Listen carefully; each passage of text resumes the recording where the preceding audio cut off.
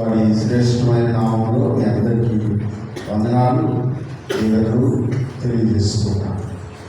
ప్రియులారా, పరిశుద్ధ గ్రంథంలో నుంచి దేవుని వాక్యాన్ని మనం చదువుకుందాం. ఇవాళ మన కొరకు ఏర్పాటు చేయబడిన వాక్య భాగం ఫిబ్రవరికి రాసిన పత్రిక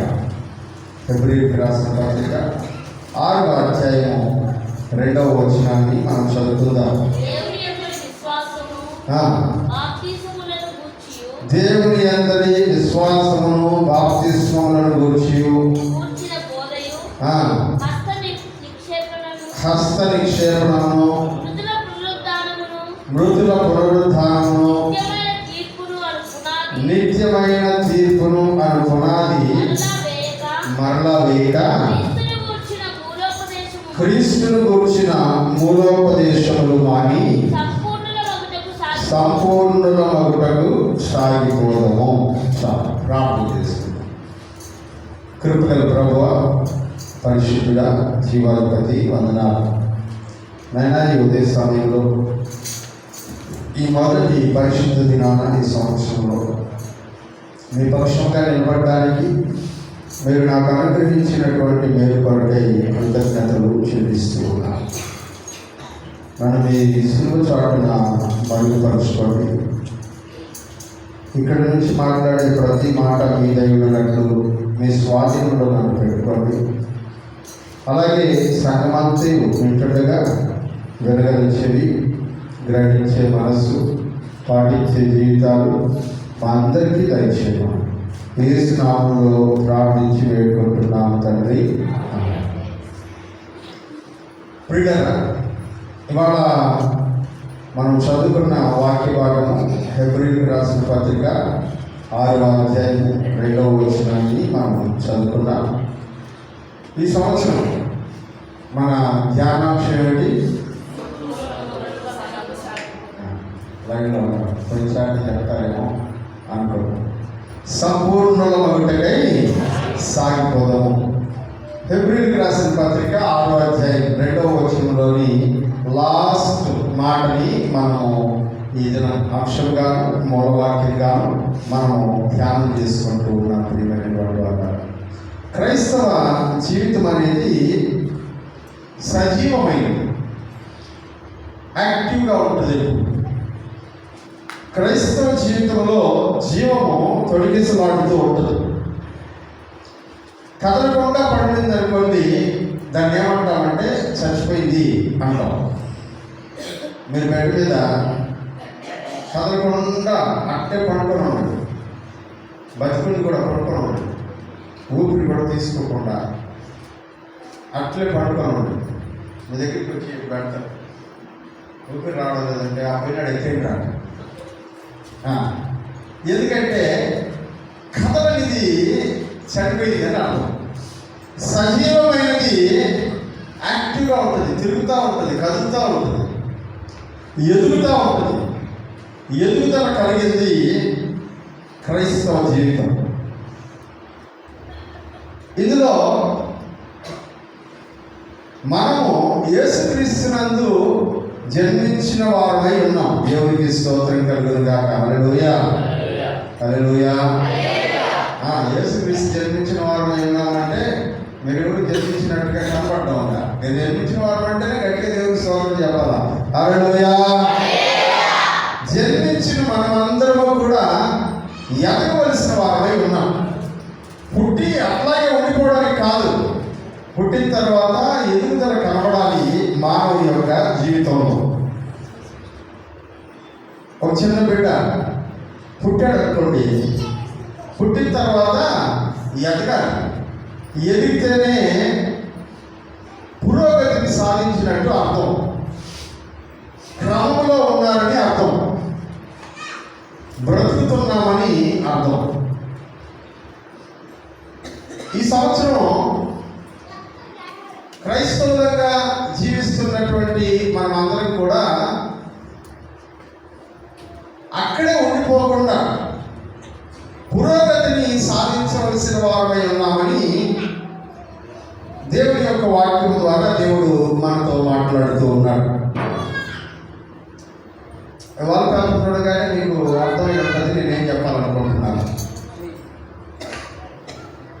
కొత్తగా వివాహమై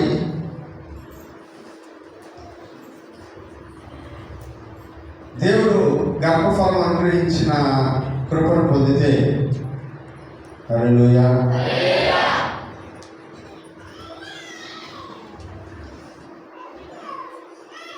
ఇలా ఉంటారు. అది కడుపులో అలాగే ఉండిపోతే ఇంకా ఎదగకుండా కదలకుండా అట్లాగే ఉండిపోతే దాన్ని ఏమంటాము? పడిపోయిన పిండము. హల్లెలూయా. దాన్ని పడిపోయిన పిండము అని అంటారు. ప్రసంగి గ్రంథంలో భక్తుడైనటువంటి సొలొమోను గారు పడిపోయిన పిండముల గురించి మాట్లాడతాడు. ఒకడు 100 సంవత్సరములు బ్రతికి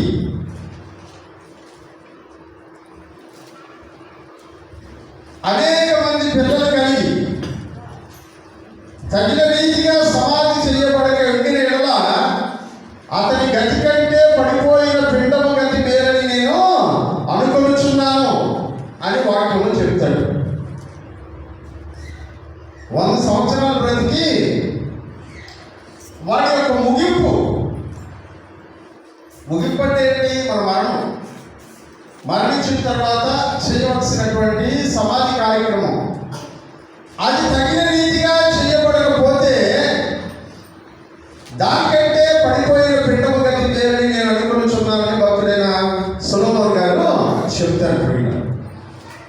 ఒక మనిషి యొక్క పరిపూర్ణత జీవితంలో అన్నింటినీ సాధించినటువంటి అనుభవం అయిన తర్వాత చివరిగా చేరవలసినటువంటి గమ్యస్థానము చేరకపోతే ఫలితము శూన్యము అని మనం చూస్తాం. మన వాళ్ళు చాలా మంది ఒక సామెత చెప్తుంటారు. 7 సంవత్సరాలు అయిన తర్వాత ఇంటి ముందు ఉండే మురుకుట్లో పడి చచ్చిపోయినాడు అని. అంటే వాడు ఎంత సాధన చేసినా వారి యొక్క మరణ దినాన వారి జీవితం ఎలా ఉండాలంటే అంతే సక్సెస్ఫుల్గా ఉండాలి. హల్లెలూయా. నేను ఎప్పుడు చెప్తుంటాను, ఒకటి ప్రారంభం కంటే ముగింపు గొప్పదై ఉండాలి. ప్రారంభము స్వల్పంగానే ఉంటుంది, ముగింపు గొప్పదిగా ఉన్నప్పుడే అది దేవునికి ఘనతను తీసుకుని వస్తుంది.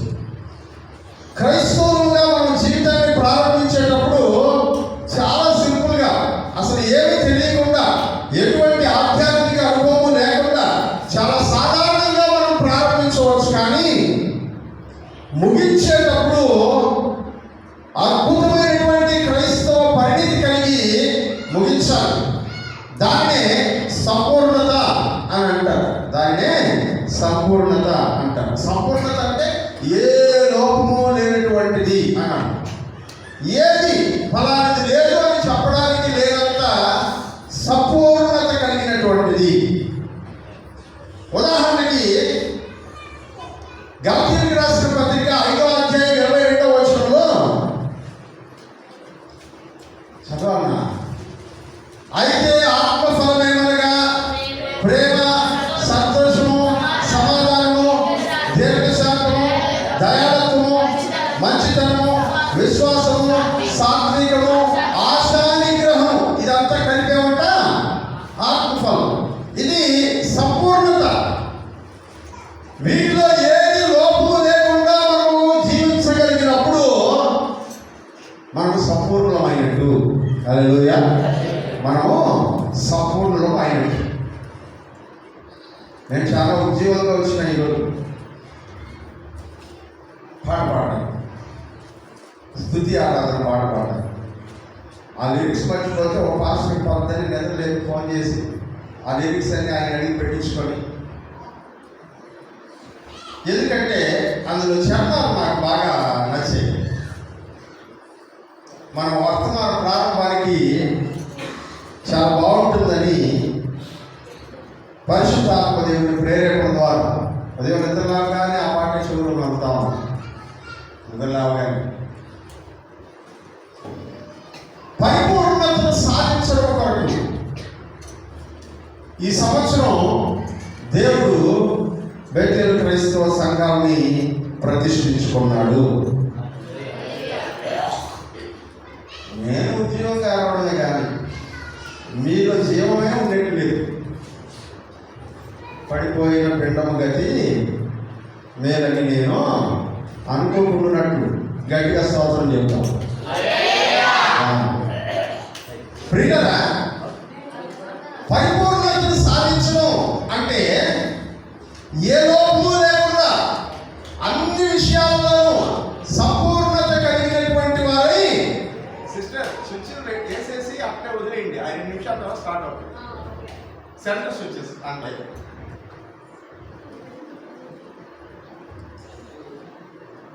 పరిపూర్ణత సాధించడం అంటే అర్థం ఏంటంటే ఏ లోపము లేకుండా కనబడటం. అందుకని మనం ఏం చేయాలంట? సంపూర్ణమై సాగిపోవడం, సంపూర్ణమగుటకు సాగిపోవడం. ఇప్పుడు మనం సంపూర్ణం కాదు, సంపూర్ణమయ్యేటువంటి ప్రయత్నంలో దేవుడు మనల్ని ముందుకి నడిపిస్తూ ఉన్నాడు. పైన let us go on towards perfection అని రాస్తాను. నేను ఇంగ్లీష్ బైబిల్లో తెలుగులో లాగా ఒకే వర్షన్ ఉంటూ చాలా వర్షన్స్ ఉంటాయి ఇంగ్లీష్లో. ఒక 10 వర్షన్స్ చదివాను. వాటిలో ఒక 7-8 వర్షన్స్లో let us go on towards perfection అని కనబడింది. ఒక వర్షన్లో మాత్రం let us go on towards maturity అని కనబడింది. పరిణితి సాధించడానికి పరిగెడదాము అన్నటువంటి తలంపును ఒక వర్షంలో నేను చదివాను. ప్రియమైనటువంటి వారు, మనము పరిణితిని సాధించడం అంటే అది దేవుడు కోరుకునేటువంటి ముఖ్యమైనటువంటి అంశంగా కనబడతాము. మనందరి జీవితాలకు ఎదగాలని, పరిణితి గల విశ్వాసులుగా ఉండాలనేది దేవుని యొక్క తలంపు, దేవుని యొక్క ఆలోచన. అందుకనే వాళ్ళు ఎలా ఎదగాలి అనే విషయాన్ని దేవుడు మనకు తెలియజేస్తూ ఉన్నాడు ఈ వర్తమానం ద్వారా. మనం ఎదిగాము అనడానికి కొలమానం ఏంటి? హాస్పిటల్కి వెళ్తే హాస్పిటల్లో స్కేల్ పెట్టుకో ఉంటారు. ఆ స్కేల్లో డాక్టర్ దగ్గరికి వెళ్ళగానే పిల్లలు తీసుకెళ్ళి ముందు ఆ స్కేల్ దగ్గర నిలబెడతారు. స్కేల్ దగ్గర నిలబెట్టి హైట్ చూస్తారు, ఇన్ని సెంటీమీటర్లు, ఇన్ని ఇంచెస్ అని చూస్తారు. హైట్ అయిపోగానే మళ్ళీ ఏం చేస్తారు? వెయిట్ చూస్తారు, ఎన్ని కిలోల బరువు ఉన్నాడు అని చూస్తారు. ఇవి రెండు చూసిన తర్వాత టెంపరేచర్ చూస్తారు, ఎంత జ్వరం ఉంది అని చూస్తారు. ఈ ఇన్ఫర్మేషన్ అంతా రాసేసి పైన పేరు, వయసు రాస్తారు. డాక్టర్ దగ్గర పంపించినప్పుడు డాక్టర్ గారు ఏం చూస్తారంటే వయసుకు తగినట్టుగా పెరుగుతున్నారా లేదా అని చూస్తారు. 1 సంవత్సరం వయసు ఉంటే ఎంత ఎత్తు ఉండాలి, ఎంత బరువు ఉండాలి. 2 సంవత్సరాల వయసు ఉంటే ఎంత ఎత్తు ఉండాలి, ఎంత బరువు ఉండాలి. అది ఎదుగుదల యొక్క కొలమానం, సూచి.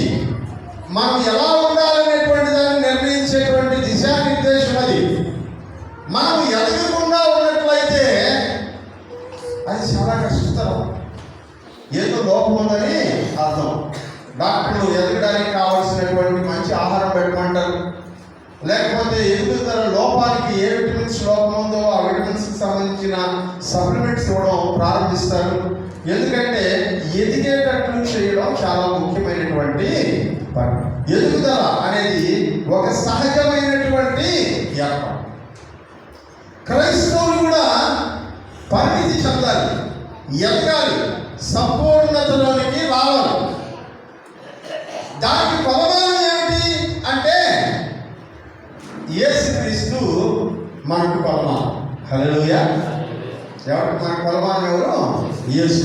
ఎఫెసీయులకు రాసిన పత్రిక 4వ అధ్యాయం. ఎఫెసీయులకు రాసిన పత్రిక 4వ అధ్యాయం 11 నుంచి 12 వచనాల వరకు చదువుదాం.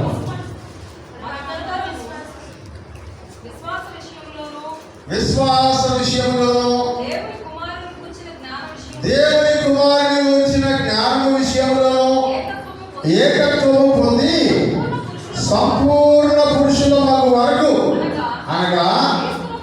క్రీస్తునకు కలిగిన సంపూర్ణతకు సమానమైన సంపూర్ణత కలవారు వరకు ఆయన ఇలాగూ నియమించను. హల్లెలూయా.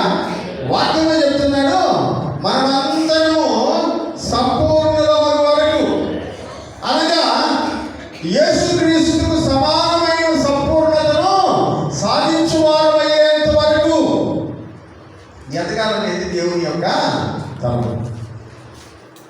మన ప్రాబ్లం ఏంటంటే, యేసుక్రీస్తు ఆయన ఎలా పరిశుద్ధంగా బ్రతికాడు అని అంటే ఇమీడియట్గా మీ రెస్పాన్స్ ఏంటో తెలుసా? మేము దేవుడు కాదయ్యా. ఇదే మన రెస్పాన్స్, అంతే కదా. ఎవరైనా యేసు ప్రభువుని ఎంత పరిశుద్ధంగా జీవించారో, యేసు ప్రభువుని నమ్ముకున్నటువంటి మనం కూడా అంతే పరిశుద్ధంగా జీవించాలి కదా అని అంటే, ఆయన దేవుడు కాబట్టి పరిశుద్ధుడిగా బ్రతికాడు అని అంటాం. యేసు ప్రభువుడు ఎలా యథార్థంగా మాట్లాడుతున్నాడో మనం కూడా అలా యథార్థంగా మాట్లాడాలంటే, ఆయన దేవుడు కాబట్టి యథార్థంగా మాట్లాడుతున్నాడు, మనుషులు మనం అలా మాట్లాడలేదు అని అంటాం. ఇలా మనం అంటామన్నటువంటి ఉద్దేశము దేవుడు ముందుగానే ఎరిగినటువంటి వాడై దేవుడు అన్నాడు, ఇదిగో నేను దేవుడిగా ఉండి నీతి విషయాలు చెప్తే నువ్వు దేవుడు అయ్యా, నువ్వు ఏమైనా చేయగలుగుతావు. మేము మనుషులు, లోపాలు కలిగినటువంటి వాళ్ళు, ఈ లోపాలను దాటి బ్రతకడం మా వల్ల కాదు అని మనుషులు అంటారన్న ఉద్దేశంతో దేవుడే నీకు నాకు ఎలా పరిపూర్ణమైనటువంటి జీవితాన్ని బ్రతకాలో నేర్పించడానికి పరిపూర్ణ మానవుడిగా భూలోకానికి వచ్చాడు మన ప్రభు అయినటువంటి యేసుక్రీస్తు రూపంలో. దేవునికి స్తోత్రం కలుగును గాక. హల్లెలూయా. యేసుక్రీస్తు ఈ లోకానికి వచ్చింది మానవులను రక్షించడానికి, అందులో ఎలాంటి సందేహం లేదు. కానీ రక్షించబడినటువంటి మానవుడు ఎలా పరిపూర్ణమైనటువంటి మానవుడిగా జీవించాలో, దేవునికి ఇష్టమైనటువంటి మానవుడిగా ఎలా జీవించాలో జీవించి చూపించడానికి యేసు ప్రభు ఈ లోకానికి వచ్చాడు. హల్లెలూయా. హల్లెలూయా. మీరు కొంచెం బతుకునండి. అప్పుడు బతుకున్నటువంటి వాళ్ళందరూ గట్టిగా దేవునికి స్తోత్రం చెప్పండి. బతిపోయిన వాళ్ళు కూడా ఒకసారి దేవునికి స్తోత్రం చెప్పండి.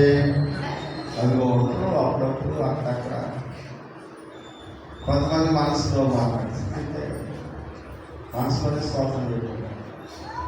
ప్రియులారా, సజీవులుగా ఉన్నటువంటి మనము సజీవులుగా ఎలా బ్రతకాలో, పరిశుద్ధుడుగా ఉన్నటువంటి యేసు ప్రభువు వలె మనము కూడా ఎలా పరిశుద్ధతను సాధించాలో నేర్పించడానికి దేవుడే మనిషి రూపంలో వచ్చి మానవుడిగా జీవించి, ఇదిగో మానవుడు పొందుతున్నటువంటి ప్రతి విధమైనటువంటి శ్రమను దాటుకుంటూ ఎలా బ్రతకాలో నేర్పించడానికి యేసు ప్రభు ఈ లోకానికి వచ్చాడు. హల్లెలూయా. యేసు ప్రభుకి శరీరం ఉండిందా? ఉండిందా యేసు ప్రభుకి శరీరం? శరీరం లేకపోతే శవం దొరికినప్పుడు రక్తం ఏంటి వచ్చిందమ్మా? ఆయన మన కొరకు రక్తం కాచాడు కదా. యేసు ప్రభుకి శరీరం ఉండిందా? శరీరం ఉండింది. శరీరం ఉన్నటువంటి యేసు ప్రభువునికి ఇచ్చితే నొప్పి పుడుతుందా? పుడుతుంది. యేసు ప్రభు యొక్క శరీరానికి చెవులు కొడితే రక్తం కారుతుందా? కారుతుంది. యేసు ప్రభు యొక్క శరీరంలో, మన శరీరంలో ఎన్ని రకాల హార్మోన్స్ ఉన్నాయో అన్ని రకాల హార్మోన్స్ ఆయన కూడా ఉన్నాయా? ఉన్నాయి. యేసు ప్రభు ఎవరి కాలంలో నువ్వు ఎలాంటి శోధన అనుభవించావో, నేను ఎలాంటి శోధన అనుభవించావో అవన్నీ కూడా యేసు ప్రభు కూడా అనుభవించాడు. మానవుని యొక్క శరీరంలో ఎన్ని రకాల ఆశలు, ఎన్ని రకాల కోరికలు, ఎన్ని రకాలైనటువంటి పరిస్థితులు దాటుకుంటూ రావాలో వాటన్నిటినీ దాటుకుంటూ వచ్చాడు యేసు ప్రభు కూడా. హల్లెలూయా. అందుకని హెబ్రీయులకు రాసినటువంటి పత్రికలో దేవుని వాక్యంలో చెప్తాడు, ఈయన మనం అనుభవించుతున్నటువంటి ప్రతి శ్రమను దాటి వచ్చినటువంటి వాడు కనుక మనం ప్రార్థన చేసినప్పుడు మన బాధ ఏంటో ఆయనకు అర్థమవుతుంది. ఎందుకంటే మనం అనుభవించే బాధను మనకంటే ముందు ఆయన అనుభవించాడు అని రాశాడు. దేవునికి స్తోత్రం కలుగును గాక. బతకమని చెప్పకుండా. హల్లెలూయా. యేసు ప్రభువు మనలాగే శరీరధారిగా వచ్చాడు. యోహాను భక్తుడు అంటాడు, యేసు ప్రభు శరీరధారిగా ఈ లోకానికి వచ్చాడని నమ్మని వాడెవడు, వాడు తప్ప ఇంక ఎవడు క్రీస్తు విరోధి అని అంటాడు. హల్లెలూయా. యేసు ప్రభు మనలాగా ఎందుకు శరీరాన్ని ధరించుకొచ్చాడంటే, నువ్వు ఎక్స్పీరియన్స్ చేసే ప్రతి ఫీలింగ్ ని ఆయన కూడా ఎక్స్పీరియన్స్ చేశాడు. హల్లెలూయా. అందుకనే యేసుప్రభు అన్నాడు, ఒక స్త్రీని మోహం చూచు ప్రతి వాడును ఆమెతో వ్యభిచారము. అది ఆయన ఎక్స్పీరియన్స్ చేయకపోతే ఆయన ఎలా చెప్పాడు? ఎందుకంటే ఆయన మనలాగే మన శరీరంలో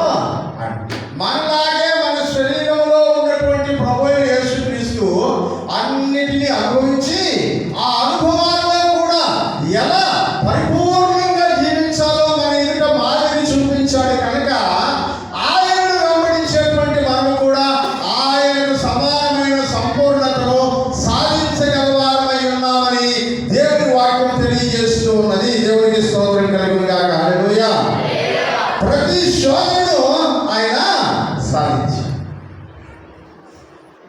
నేను 2026 సంవత్సరం జనవరి నెల 1వ తేదీ చెప్పిన వాక్యంలో ఒక 5 విషయాలు చెప్పాను. ఎంతమందికి గుర్తున్నాయి? వాగ్దానం కూడా మర్చిపోయేవాళ్ళని మళ్ళీ ఈ సంవత్సరం ఏమి ఇస్తానన్నాడు దేవుడు కదా. పాలు తేనెలు ప్రవహించే దేశంలో మిమ్మల్ని ఎట్లా ఉండమని చెప్పాడు. మాకు పాలు తేనె కావాలి కానీ మిగతా మాకు అవసరం లేదు కాదు. ప్రియులారా, మన జీవితంలో ప్రతిరోజు చేయాల్సినటువంటి పనులు నేను అదే చెప్పాను. ప్రాణం మన జీవితంలో ప్రతిరోజు చేయాల్సినటువంటి పనులు. ఒకటి, దేవుని స్తుతించాలి. హల్లెలూయా. రెండవది, ఏ విషయానికి భయపడకూడదు. భయము అనే పదం మీ నోటి నుంచి 2026లో రాకూడదు. హల్లెలూయా. మూడవది, నీ దేవుడు నీ ముందు దహించి అగ్నిగా నడుస్తున్నాడని గుర్తించాలి. హల్లెలూయా. నాలుగవది, ఇవన్నీ నా వలనే అని ఫీల్ అయిపోకూడదు. అంత దేవుని కృప అని దేవునికి అప్పగించాలి. హల్లెలూయా. ఐదవది, మనము దేవుణ్ణి హత్తుకొని జీవించాలి. దేవుణ్ణి హత్తుకొని జీవించాలి. వీటితోటే 6వ మాట చెప్తున్నాయి, యేసుక్రీస్తు లాగా జీవించాలి. హల్లెలూయా. యేసులాగా ఉండాలని, యేసులాగా బ్రతకాలని, యేసులాగా ఉండాలని, యేసులాగే బ్రతకాలని, నిలవాలని,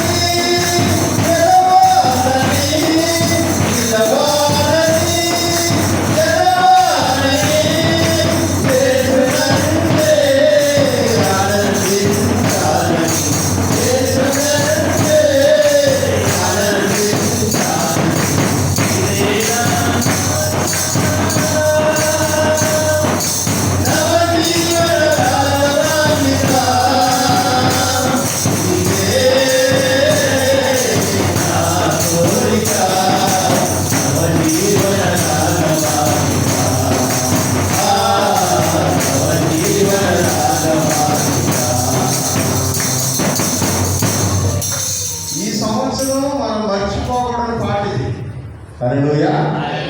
ఎందుకంటే మనం ఎవరిలాగా ఉండాలంట? యేసు ప్రభు లాగా ఉండాలి. యేసు ప్రభు లాగా జీవించాలి. యేసు ప్రభు లాగా మాట్లాడాలి. యేసు ప్రభు యొక్క శరీరం, యేసు ప్రభు యొక్క జీవితం మన జీవితంలో కనబడాలి ఈ ప్రపంచానికి. రాబోతున్నటువంటి 52 వారాలు, హల్లెలూయా, రాబోతున్నటువంటి 52 వారాల్లో యేసు ప్రభు వలె మనం జీవించడానికి మనం ఏమి చేయాలి? సంపూర్ణతను సాధించడానికి మనం ఏమి చేయాలి? ఈ విషయాన్ని మనం ధ్యానం చేసుకోబోతూ ఉన్నాం. దేవునికి స్తోత్రం కలుగును గాక. హల్లెలూయా. అందుకు మనం చేయాల్సినటువంటి కొన్ని ముఖ్యమైనటువంటి పనుల గురించి ఇవాళ ఇంట్రొడక్షన్ ఉపోద్ఘాతంలో భాగంగా మీకు 1, 2, 3, 4 అని చెప్పేసి నేను క్లోజ్ చేస్తాను ఈ వర్తమానాన్ని. హెబ్రీయులకు రాసిన పత్రిక 6వ అధ్యాయం 2వ వచనం, 1, 2 వచనాలు చదువుతాం. 3వ వాక్యం చదువుకుందాం. కాబట్టి నిర్జీవ క్రియలను విడిచి, మొదట మనం చేయాల్సిన పని ఏంటంట? అంటే అర్థం ఏంటి? నిర్జీవం అంటే చచ్చిపోయిన అనుభవం నుంచి లేచి బతికి బయటకు వచ్చి అన్నాడు. హల్లెలూయా. సావుకు లోనైనటువంటి మీ శరీరములను అలాగే ఉండనివ్వక యేసు క్రీస్తుమైనటువంటి జీవముతో నింపుకున్నటువంటి వారై. హల్లెలూయా. మన శరీరములంట దేనికి లోనై ఉన్నాయంట? సావులకు లోనై ఉన్నాయి. రోమిలకు రాసిన పత్రిక 6వ అధ్యాయం అంటాడు. ఎఫెసీయులకు రాసినటువంటి పత్రిక 2వ అధ్యాయం అంటాడు, మీరు మీ అపరాధముల చేతను పాపముల చేతను చచ్చిన వారై ఉండగా. హల్లెలూయా. దేవుడు ఏం చేశాడంట? యేసుక్రీస్తు మనలను బ్రతికించాడు. చదువుతారన్నమాట. ఎఫెసీయులకు రాసిన పత్రిక, మీ అపరాధముల చేతను పాపముల చేతను మీరు చచ్చిన వారై ఉండగా ఆయన మిమ్మల్ని క్రీస్తుతో కూడా బ్రతికించాడు. 4-5 కూడా చదువుతాం. ఆయనను దేవుడు కరుణా సంపన్నుడై ఉండి మనము మన అపరాధముల చేత సచ్చిన వారమై ఉండినప్పుడు సైతము మన ఎడల చూపించిన తన మహాప్రేమ చేత క్రీస్తుతో కూడా మనలను బ్రతికించెను. హల్లెలూయా. ఏం వదిలిపెట్టాలంటే మనము నిర్జీవ క్రియలను వదిలిపెట్టి, సచ్చిన అనుభవాన్ని వదిలిపెట్టి, ప్రాణం లేనటువంటి వాటిని వదిలిపెట్టి. యోహాను సువార్త 15లో అంటాడు కదా, పనికి రాని ప్రతి తీగలను ఆయన నరికి పారడి. పనికి రాని ప్రతి తీగలను. ఇప్పుడు నువ్వు నేను చేయాల్సినటువంటి పని అదే. నా తండ్రి వ్యవసాయకుడు, నేను ద్రాక్షావళిని, నాలోని ఫలింపని ప్రతి తీగలను ఆయన నరికి పారవేయును. నీలో ఉన్నటువంటి నిర్జీవ క్రియలన్నిటినీ తీసి పక్కన పెట్టాలి ఈ 2026 సంవత్సరంలో. హల్లెలూయా. ఎలుగు సచ్చింది అనుకోండి, మన ఇంట్లోనే పెట్టుకుంటే ఏమవుతుంది? మన జీవితంలో కూడా సచిని పెట్టుకున్నాం అనుకోండి. మన జీవితంలో మన దగ్గర కూడా ఏమొస్తుంది చెప్పండి? నిర్జీవ క్రియలను విడిచిపెట్టి. 2, క్రీస్తుని గురించిన మూలోపదేశములను మానేసి. ఏం మానేయాలంట? బేసిక్ ఫౌండేషన్, దాన్ని వదిలి మనం ఎట్లున్నామంటే ఇంకా ఫౌండేషన్ కాడనే ఉన్నాం, ఇంకా పునాదుల దగ్గర ఉన్నాం. ఏంటి ఫౌండేషన్? క్రైస్తవ విశ్వాసానికి పునాది ఏంటి? వాక్యం చెప్తున్నాడు. చదువుదాం. ఫిబ్రవరికి రాసిన పత్రికలోని 6వ అధ్యాయం 1-2 వచనాలు. కాబట్టి ఏమేమంట? ఫౌండేషన్స్ ఏంటంట? మారు మనసు పొందుటయు, దేవుని యందు విశ్వాసము, బాప్తిస్మములను గురించిన బోధ, హస్త నిక్షేపణము, మృతుల పునరుత్థానము, నిత్యమైన తీర్పు అని పునాది మరలా ఇవన్నీ వేసేసినారు. గుడ్లూరు వారు కూడా చర్చి గడిచినటువంటి 40-50 సంవత్సరాలుగా ఇవన్నీ అయిపోయినాయి. మారు మనసు పొందండి, విశ్వాసంతో బ్రతకండి, బాప్తిసం తీసుకోండి, అభిషేకించబడండి, న్యాయ తీర్పుకు భయపడండి. ఇవన్నీ అయిపోయినాయి. ఫౌండేషన్, పునాదులు అక్కడే నిలబడిపోకుండా ఇప్పుడు ఏమవ్వాలంటే మనము క్రీస్తుని గురించిన మూలోపదేశములను మాని. క్రీస్తుని గురించిన మూల ఉపదేశం, ఇవన్నీ బేసిక్స్.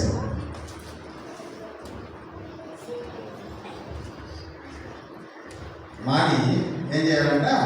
సంపూర్ణుల ఒకటకై సాగిపోవాలి. హల్లెలూయా. సంపూర్ణతను సాధించాలి. బళ్ళు చేర్చారు పిల్లవాడి. ఇన్ని ఎన్నో తరగతి? 6. అంటే స్కూల్లో చేర్చి ప్లే క్లాస్లో చేర్చావా? ప్లే క్లాస్లో కదా ప్లే క్లాస్లో చేర్చి 6 సంవత్సరాలు 8 సంవత్సరాల నుంచి పడిపోతుంది. 8 సంవత్సరాలు కదా, 8 సంవత్సరాలు పడిపోతుంది. విన్నా ఏం నేర్చుకున్నారంటే a for apple, b for ball అని చెప్తుంది అనుకో. నేను 50 తరగతికి వచ్చిన తర్వాత కూడా ఏం చెప్తుందంట? వాళ్ళ తాత ఈఎంకి చెప్తే ఏమరావాలి. అక్కడే ఉండిపోకూడదు కదా, బేసిక్ ఫౌండేషన్ దగ్గర ఉండిపోకూడదు. దానిపైన కట్టుకుంటూ వెళ్ళాలి. దానిపైన కట్టుకుంటూ వెళ్ళినప్పుడే పరిపూర్ణత, ఎదుగుదల, అభివృద్ధి మనం చూస్తాం. ఎంతసేపటికి అలా విశ్వాసం, ఎంతసేపటికి అలా బాప్తిసం, ఎంతసేపటికి మంచిగా జీవించడం, దీని గురించి ఆలోచన చేస్తే క్రీస్తు యొక్క సంపూర్ణతను మనం ఎప్పుడు సాధిస్తాం? క్రీస్తు యొక్క సంపూర్ణతని ఎప్పుడు సాధిస్తాం? నేను జనవరి నెల 1వ తేదీనే ఈ వర్తమానం ప్రారంభించాల్సింది. నూతన సంవత్సర వర్తమానం. కానీ ఉపవాస ప్రార్థన కోసం ఒక వర్తమానం సిద్ధపడేటప్పుడు ద్వితీయోపదేశ కారణం ద్వారా దేవుడు నాతో మాట్లాడాడు. అది అయిపోయిన తర్వాత, ఉపవాస ప్రార్థన అయిపోయిన తర్వాత కూడా ద్వితీయోపదేశ కారణం నా మనసు వదిలిపోవటం. తర్వాత 31వ తేదీ రాత్రి పాస్టర్ గారు అందరికి వచ్చేసిన తర్వాత నెల్లూరులో 31వ తేదీ ప్రార్థన పూర్తి చేసుకునేటప్పుడు కార్యక్రమం చెల్లు వచ్చేటప్పుడు నేను మోకరించి ప్రార్థన చేసుకుంటా కొత్త సంవత్సరం వర్తమానం కొరకు ధ్యానం చేస్తా ఉన్నాను. అప్పుడు దేవుడు మన 1వ తారీఖున ప్రసంగించిన వర్తమానాన్ని దేవుడు నా ఎదురు పెట్టాడు. హల్లెలూయా. ఆ తర్వాత నేను ఆలోచించాను, ఎందుకు ఈ మెసేజ్కి దానికి కనెక్షన్ ఏంటి అని నేను ఆలోచన చేసినప్పుడు నిజంగానే ఒక పెద్ద కనెక్షన్ కనబడింది నాకు. ఐగుప్తు లోకం, ఇశ్రాయేలీయులు ఐగుప్తును వదిలిపెట్టేసారు. హల్లెలూయా, హల్లెలూయా. ఇశ్రాయేలీయులు ఐగుప్తును వదిలిపెట్టేశారు. నిర్జీవమైనటువంటి ఐగుప్తును వదిలిపెట్టేశారు. నిర్జీవ క్రియలను విడిచి, రెండోది నిర్జీవ క్రియలను విడిచిన తర్వాత దేవుని గురించిన ప్రారంభ విషయాలను తెలుసుకుంటూ, అమ్మో మా దేవుడు అద్భుతాలు చేసేటువంటి దేవుడు, ఎర్ర సముద్రమును పాయలుగా చేసిన దేవుడు, 10 తెగుళ్లను ఐగుప్తీయుల మీదకి రప్పించినటువంటి దేవుడు, మమ్మల్ని కాపాడుకున్నటువంటి దేవుడు. ఇక్కడే ఆగిపోయింది క్రైస్తవ జీవితం, ఇక్కడే ఆగిపోయింది క్రైస్తవ జీవితం. మీరు గమనించారా? చాలా మంది విశ్వాసుల యొక్క జీవితాలు మీరు గమనించినట్లయితే ఒక చోట ఆగిపోతారు, కదలరు, ఆ నుంచి ముందుకెళ్ళరు. అడిగితే ఇదే విశ్వాసం అని అంటారు. ఏంటి ఆ విశ్వాసం అంటే?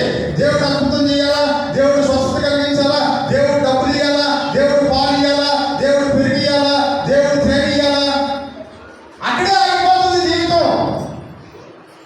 యేసు ప్రభు అనేటువంటి వాడు నిన్ను నన్ను రక్షించుకునింది ఆయన యొక్క రూపంలోనికి మనల్ని తయారు చేయడానికి అనే విషయం మర్చిపోతున్నాం. అరణ్యంలో దేవుడు ఏం చేశాడంట?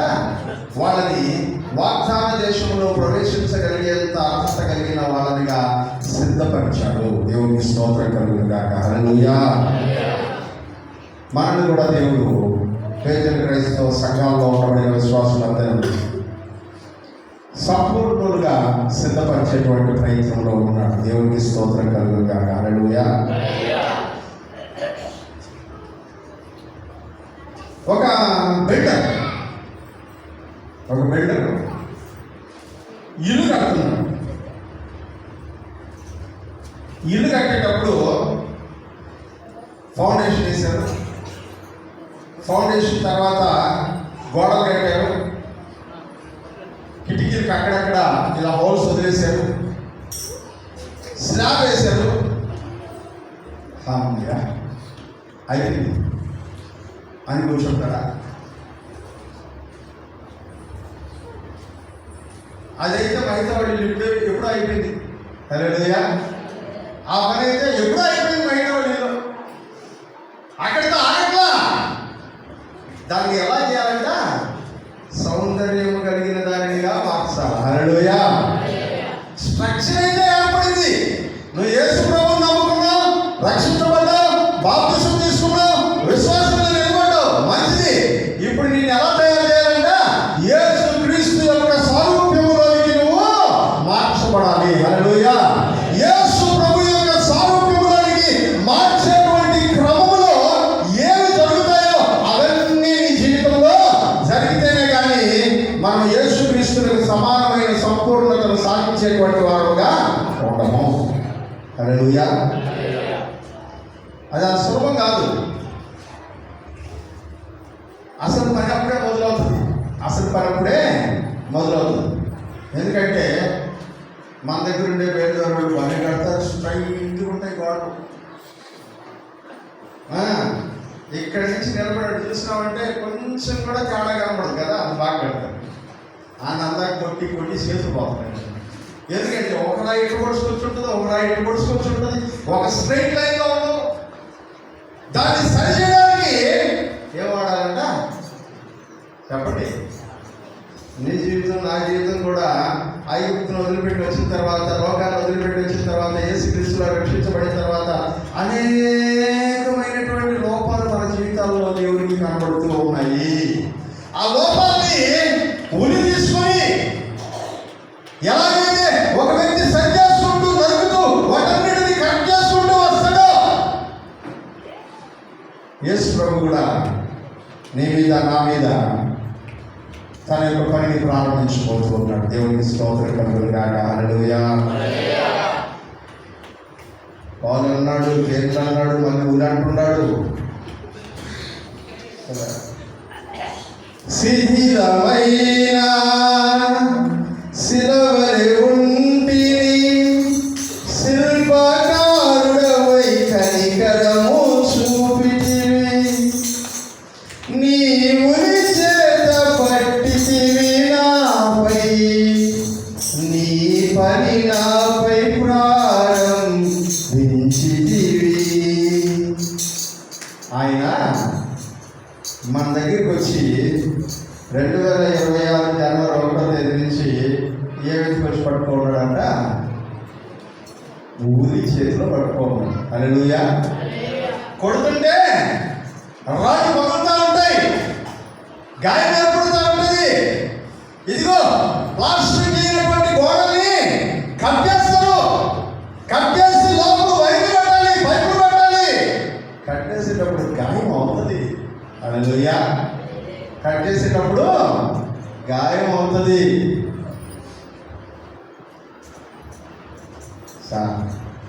25 అంతా గాయాలు, 26 కూడా గాయాలేనా అంటే సంపూర్ణుల మగు వరకు.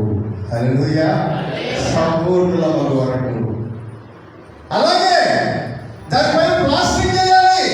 ప్లాస్టిక్ చేసేసిన తర్వాత అయిపోతుందంటే కుదరట్లా, మళ్ళా దాన్ని ఫాల్ సీలింగ్ కూడా చేయాలి. పని ఆగట్లేదు, జరుగుతూనే ఉంది. పోనీ కింద గట్టిగా ఉందంటే వదులుతామా, మళ్ళీ దానిపైన ఏం చేయాలంట, టైల్స్ వేయాలి. ఫినిషింగ్ కంప్లీట్ అయి వచ్చేంత వరకు, పెయింట్స్ అంతా వేసేంత వరకు పని జరుగుతూనే ఉంటుంది. హల్లెలూయా. ఎప్పటిదాకా జరుగుతుందంటే అది మనం అనుకున్నటువంటి రూపంలోనికి వచ్చేంత వరకు. ఆ బిల్డరు ఫస్ట్ ఒక ప్లాన్ ఇచ్చినప్పుడు దానికి ఒక స్ట్రక్చర్ ఉంటుంది. ఆ రూపంలోనికి వచ్చేంత వరకు దాన్ని ఏం చేస్తూ ఉంటాడంట, మెరుగులు పెడుతూనే ఉంటాడు. యేసుక్రీస్తు సారూప్యతలోనికి మనం వచ్చేంత వరకు ఆయన తన పనిని మన మీద జరిగిస్తూ ఉంటాడు. ఆ శ్రమలను నువ్వు నేను భరించలేమని అంటామని యేసు ప్రభు ముందుగానే వచ్చి భరించి చూపించి వెళ్ళాడు. హల్లెలూయా. ఆయన భరించి చూపించి వెళ్ళాడు. యేసుక్రీస్తుకి సమానమైనటువంటి సంపూర్ణత గలవారం అయ్యేంత వరకు మనము భరించి చూపించి వెళ్ళాడు. ప్రియమైనటువంటి వాళ్ళ, అందుకనే వాక్యంలో మనం చూస్తా ఉన్నాం. ఆ శ్రమ యేసు ప్రభువుకి ఎందుకు అంటే నీకు నాకు మాదిరిని చూపించడానికి, ఎలా ఉండాలి అనే మాదిరిని చూపించడానికి.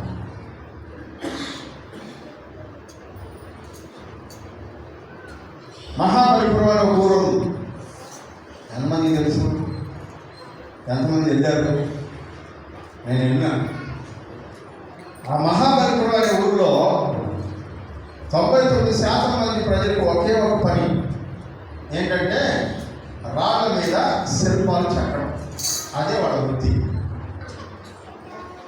టక్కు టక్కు టక్కు టక్కు కొడతానే ఉంటారు. మీరు పోతే మీరు అడిగిన బొమ్మని మీ కళ్ళ ముందు చేసిస్తారు. మీరు ఆర్డర్ చేస్తే పొద్దున ఆర్డర్ చేస్తే రేపు ఇస్తామని చెప్తారు, లేకపోతే రేపు ఇస్తాం 2 రోజులు టైం తీసుకొని మీరు అడిగింది మీ కాళ్ళ ముందే చేసేస్తారు. చాలా బాగా చేస్తారు. కానీ చేతిలో ఏముంటుందంట, శుద్ధి ఉడి ఉంటాయి. కొడుతూనే ఉంటారు. రాయిని అక్కడ పారేసి ఇదిగో ఇదే మీ బొమ్మ అని ఒక బండరాయి మన చేతికి ఎత్తుకుపోతాం. మనం ఎత్తుకోం. దాని మీద ఉరిని ఉపయోగించి శుద్ధితో కొట్టి దానికి ఒక అందమైన రూపాన్ని ఇస్తే ఓ 50 రూపాయలు విలువ చేయనటువంటి రాయి కూడా పూర్తయిపోయిన తర్వాత 5,000 పెట్టి కొనుక్కొని, ఎందుకంటే ఆయన పనితనం నీ మీద కనబడుతుంది. హల్లెలూయా. బట్టలాంటి నీ జీవితానికి విలువనిచ్చేది నీ మీద యేసుక్రీస్తు ఉపయోగించేటువంటి పనితనమే. హల్లెలూయా. ఆయన నీ మీద ఎంత చక్కగా పనిచేస్తాడో నీ విలువ అంత గొప్పగా మారిపోతుంది. ఆయన నీ మీద పనిచేసేటువంటి విధానం ఎంత కఠినమైనదై ఉంటుందో నీ విలువ అంత గొప్పదిగా మారిపోతుంది.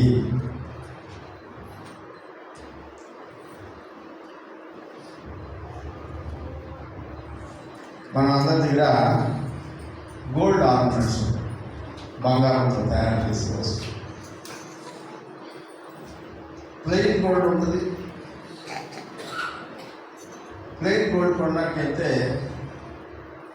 వాళ్ళు దాని మీద వేస్టేజ్ తడుగు అని ఒక 4%, 5% వేస్తారు. బాగా డిజైన్గా ఉండాలని డిజైన్ కొనడానికి పోతే నువ్వు ఎంత మంచి డిజైన్ కోరుకుంటావో అంత వేస్టేజ్ ఎక్కువ పడతావు. అంతేనా? వాల్యూ ఏమవుతుంటుందంట, పెరిగిపోతా. పనితనం పెరిగే కొద్దీ ఆభరణం యొక్క విలువ పెరుగుతుంది. దేవుడు కూడా కొన్ని లాంటి అనుభవంలో నేను ఎంత ఎక్కువగా కరిగించి తన పనితనం నీ మీద చూపిస్తాడో అంత విలువ నీకు పెరుగుతుంది. అయితే గుర్తుపెట్టుకోవాల్సిన విషయం ఏంటంటే, ఈ టెన్షన్, ఈ పోరాటం మనం ఒక్కరిని అనుభవించాలా, మనకంటే ముందు దీన్ని అనుభవించి దీనిలో ముందుకు కొనసాగాలి అని చూపించినటువంటి యేసు ప్రభువు మనకు మాదిరిగా ఉన్నాడు. హల్లెలూయా. ఈ సంపూర్ణతను సాధించడానికి మన కన్ను ఎవరి మీద ఉండాలంటే 2026 సంవత్సరం అంతా యేసు ప్రభు పైనే ఉండాలి. హల్లెలూయా. హెబ్రీయులకు రాసిన పత్రిక 3వ అధ్యాయం 1వ వచనం, ఇందువలన పరలోక సంబంధమైన పిలుపులో పాలు పొందిన పరిశుద్ధ సహోదరులారా, మనము ఒప్పుకునే దానికి అపోస్తలుడును ప్రధాన యాజకుడైన యేసు మీద లక్ష్యం ఉంచుడి. హల్లెలూయా. మనం సంపూర్ణులం అవడానికి మన యొక్క దృష్టి అంతా ఎవరి మీద ఉండాలంట, యేసు మీద మన దృష్టి నిలపాలి. హల్లెలూయా. హల్లెలూయా. ఆయన మీద నీ దృష్టి నిలిపితే ఆయనలాగా మారేటువంటి ప్రయత్నం చేస్తాం. నీకు తెలుసు కదా ఇమిటేటర్స్ అంటే తెలుసు కదా. ఇంకా మిమిక్రీ చేసేవాడు మిమిక్రీ ఆర్టిస్ట్ అంటారు. ఇమిటేటర్స్ అంటే ఒక హీరోని అనుకరించేవాడు. వాళ్ళలాగే నిలబడతారు, వాళ్ళలాగే స్టైల్ బోధనిస్తారు, వాళ్ళలాగే డ్యాన్స్ చేస్తారు. వాళ్ళని ఇమిటేటర్స్ అంటారు. ఈ మధ్యకాలంలో ఫోటో సోషల్ మీడియాలో నేను చూశాను. చిరంజీవి గారిని, సినిమా యాక్టర్ చిరంజీవి గారిని మన నెల్లూరు అతను ఒక అతను పోయి కలిసి ఆయనతో ఫోటో తీసుకున్నాం. ఇద్దరు పక్క నిలబడుకొని ఫోటో తీసుకున్నాం. ఇద్దరు చిరంజీవి ఉన్నట్టే ఉన్నారు చూడాలి. ఎందుకంటే ఆయన ఇమిటేటర్, ఆయనలాగే క్రాఫ్ట్, ఆయనలాగే మేకప్, ఆయనలాగే నిలబడతాడు, ఆయనలాగే నవ్వుతాడు. చూసి చూసి చూసి చూసి ఆయనలాగా మారిపోయాడు. హల్లెలూయా. నువ్వు నేను యేసు వైపు చూస్తూ యేసులాగా మారిపోవాలి. హల్లెలూయా. ఎంతగా యేసు వైపు చూస్తావో అంతగా ఆయనలాగా మారు. హెబ్రీయులకు రాసిన పత్రిక 12 అధ్యాయం 1-2 వచనం. ఇంత గొప్ప సాక్షి సమూహము మేఘము వలె మనలను ఆవరించి ఉన్నందున మనము కూడా ప్రతి భారమును సులువుగా చిక్కులు పెట్టు పాపమును విడిచిపెట్టి విశ్వాసములకు కర్తయు దాన్ని కొనసాగించువాడునైన యేసు వైపు చూస్తూ మన ఎదుట ఉంచబడిన పందెములో ఓపికతో పరిగెత్తుదాము. ఎవరి వైపు చూస్తా పరిగెత్తాలంట? సంపూర్ణం అవడానికి యేసు వైపు చూస్తూ. ఎందుకంటే ఆయన తన ఎదుట ఉంచబడిన ఆనందము కొరకై అవమానమును నిర్లక్ష్యం పెట్టి శిలువను సహించి దేవుని యొక్క సింహాసనము కుడిపార్శ్వమున ఆసీనుడై ఉన్నారు. మీరు అలసట పడకయో మీ ప్రాణము నిష్కకై ఉండినట్లు పాపాత్ములు తనకు వ్యతిరేకముగా చేసిన తిరస్కారమంతయు ఓర్చుకొని ఆయనను ఎవరు తెలుసుకోవాలంటే మనం యేసు ప్రభు. ఎందుకంటే నీకంటే ముందుగా ఈ సంపూర్ణతను సాధించడానికి యేసు ప్రభు వెళ్ళాడు. పాపాత్ములను చేసినటువంటి ప్రతిరోధమైనటువంటి హింసను భరించాడు. నువ్వు కూడా ఆయన తలుచుకొని ఆయన ఎట్లా ఓర్పుగా ఉన్నాడో అట్లా అప్పుడే మనం సంపూర్ణమవుటకు సాగిపోయేటువంటి ప్రయత్నంలో ఉన్నాము. హల్లెలూయా. సంపూర్ణం అవుదామా? వదిలేసారి బేస్ మంటలు పెట్టుకునే అవుదామా? ఈ సంవత్సరం దేవుడు మనతో మాట్లాడుతున్నటువంటి విషయం సంపూర్ణంగా ఒకటై దేవుడు అన్నాడు, నిర్జీవ క్రియలను వచ్చే వారం నుంచి మనలో ఉన్నటువంటి నిర్జీవ క్రియల గురించి ధ్యానం చేసుకున్నాం.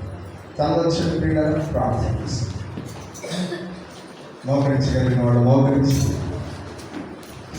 ఎవరి బిడ్డలందరూ మోకరించండి, చిన్న బిడ్డలందరూ మోకరించండి. ముసలివాడు అనుకున్నాడు మాత్రమే మామూలుగా ఉండండి, కూర్చోండి. ముసలివాడు అనుకున్నాడు మామూలు కూర్చోండి. మహేష్ ఎవరైనటువంటి వాళ్ళందరూ చిన్న బిడ్డలందరూ మోకరించండి. దేవుడు మనతో మంచి విషయాన్ని మాట్లాడుతూ ఉన్నాడు. అదేంటో తెలుసు, సంపూర్ణంలో ఉంటాడు. ఎలాంటి సంపూర్ణత అంటే యేసుక్రీస్తుకు సమానమైనటువంటి సంపూర్ణత. యేసుక్రీస్తు సంపూర్ణతకు సమానమైన సంపూర్ణత నీలో నాలో కలిగి ఉండాల్సిందే. అలాంటి సంపూర్ణతను సాధించేటువంటి క్రమంలో మనం ముందుకెళ్ళాం. ఒక బిల్డింగ్ కట్టడానికి, కట్టిన తర్వాత దాన్ని పూర్తి చేయడానికి మధ్యలో జరిగేటువంటి పరిణామాలు ఎన్నున్నాయో అవన్నీ ఒక బిల్డింగ్ని ఎలాగా అందంగా రూపొందిస్తాయో నిన్ను నన్ను కూడా దేవుడు అలాగే అందంగా రూపొందించుకోవచ్చు. అందుకు మనం సహకరించాం. శిల్పకారుడైనటువంటి యేసు తన పనిని మన మీద కొనసాగించినట్టుగా మనం అనుమతిన్నాం. ఆయన తన ఊరిని చేతిలో పట్టుకొని మన దగ్గరికి వచ్చింది. నా మాట దహించు అగ్ని వంటిది కాదా, బండలు బద్దలు చేయ స్థుతి వంటిది కాదా, చాకరి వారి సబ్బు వంటిది కాదా, నేను పరిపూర్ణతలోకి మార్చే క్రమంలో ఆయన వీటన్నిటిని నీ మీద ప్రయోగించుకుంటూ అప్పుడు నువ్వు పాలిష్ చేయమంటావు, అందంగా మారు. యేసుక్రీస్తు యొక్క సంపూర్ణతకి సమానమైన సంపూర్ణ 10,000 మంది పురుషులలో గుర్తించదగినటువంటి యేసుక్రీస్తుకు సమానమైనటువంటి సంపూర్ణత మెరుగుపెట్టడానికి యేసు ప్రభు ఈ 2026 సంవత్సరం